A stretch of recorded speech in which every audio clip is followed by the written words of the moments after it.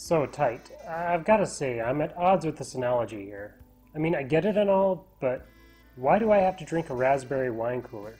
I mean, you might as well have given me an appletini. And why in the hell are you playing Kenny G? But anyway, man, I just want to say good luck to you and your bracket as well. And, yeah. Cheers.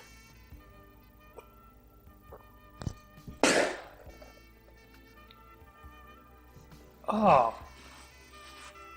God. Screw this, man. I'm going to wash my mouth out with some bourbon.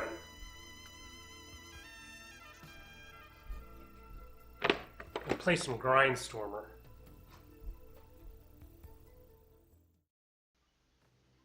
Hey everybody, welcome back. It is time for a long overdue follow-up to Tight White Shooter Tournament. The last video I did was the first half of my bracket, and this video is going to be the 4 winners from that bracket. Now, if you want to see how we got to this point, click the annotation somewhere in the screen here to go watch that video. I warn you, it's a long-ass video. Most of it is gameplay footage, but I'm going to try to go back and put some time marks in there so that you can just skip to the points of which I'm talking about the games and which ones actually won. So you don't have to watch the whole video. But this one should be shorter because we're only dealing with 4 games. So anyhow, let's get on with it. So our first matchup is between M.U.S.H.A on the Sega Genesis and Phalanx on the Super Nintendo.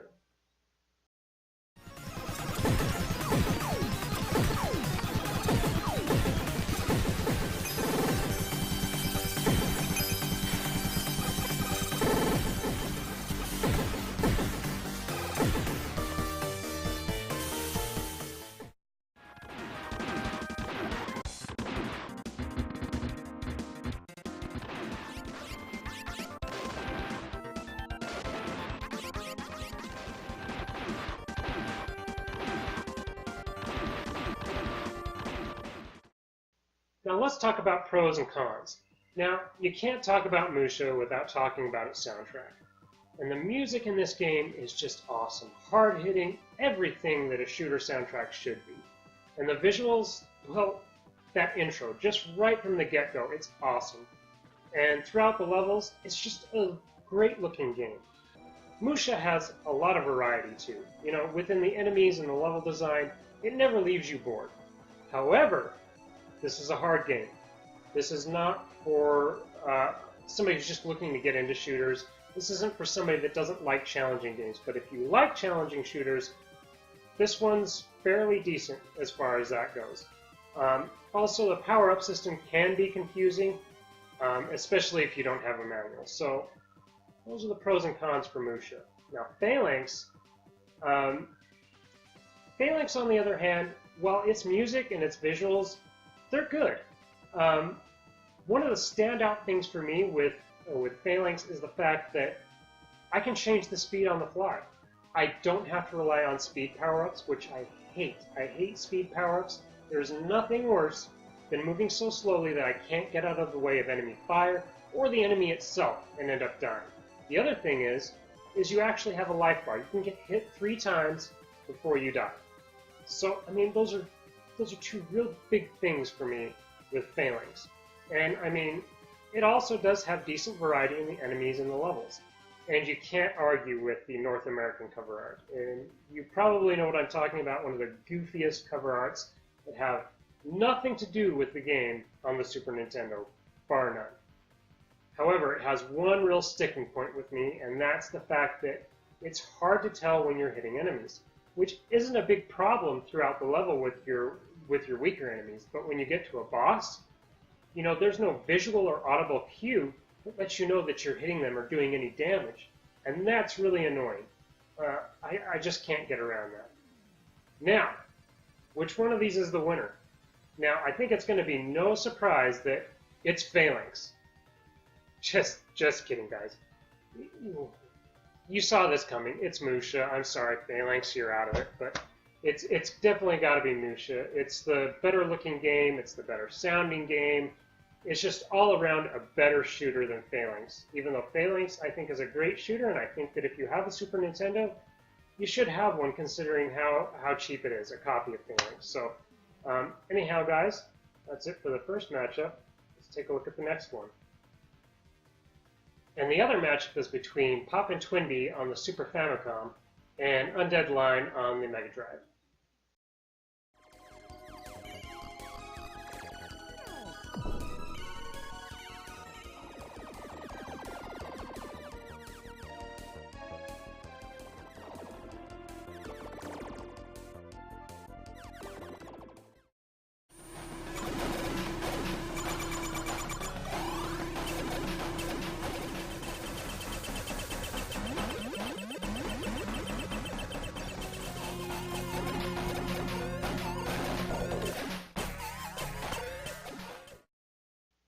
So, time for some more pros and cons.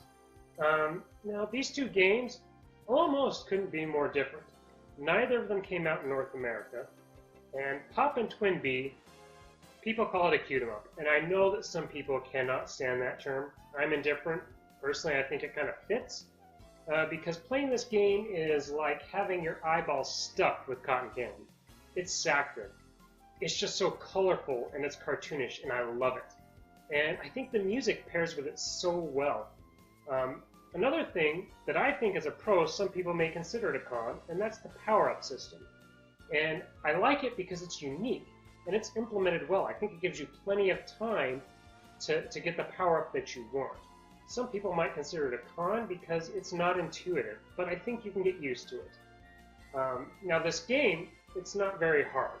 However, they do give you a life meter, which is pretty untypical for most shooters. However, because of that, it seems that they felt that you didn't need any continues, which I consider a con. Now, Undead Line. Well, this one is very cute, this one is very dark and macabre. I love that about it. It's unique in the fact that you're not in a ship, you're some dude on the ground. Now, what's really similar about these two games is the style of the power-up system.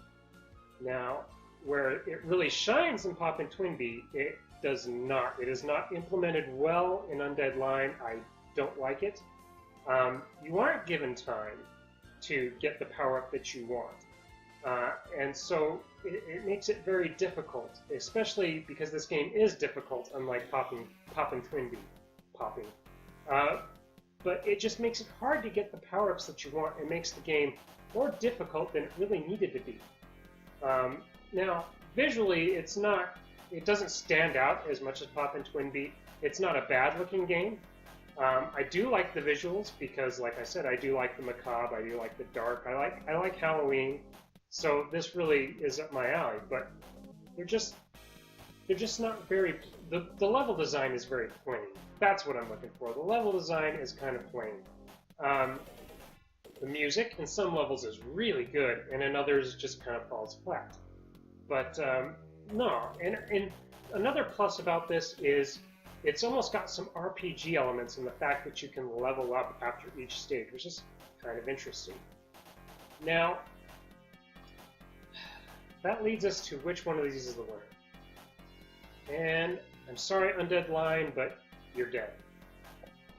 And that is because the power system. Simply, it's just not implemented as well. It's just frustrating. And so I gotta give this to Pop'n TwinBee on the Super Famicom. And then there were two.